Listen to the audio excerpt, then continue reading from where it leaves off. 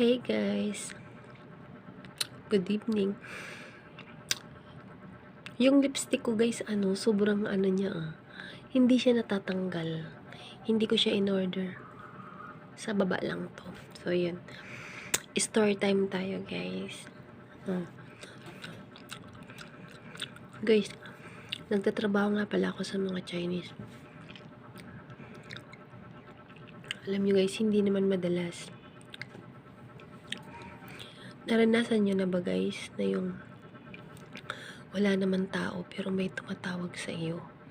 Hindi naman ako tinatawag sa pangalan ko pero sabi sa akin, ate, ganun.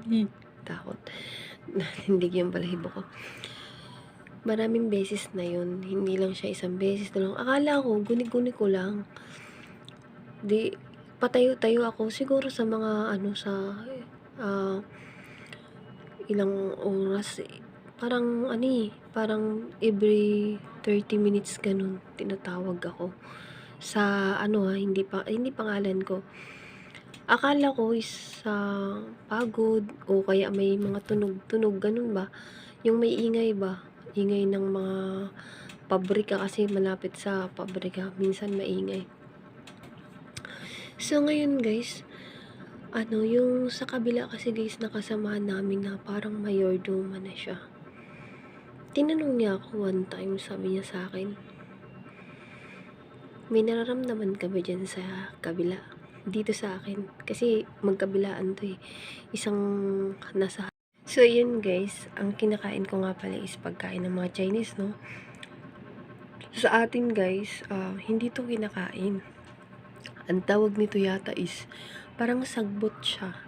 Sa Bisaya, sagbot. Sagbot sa amin eh. Sagbot sa dagat. Ganun.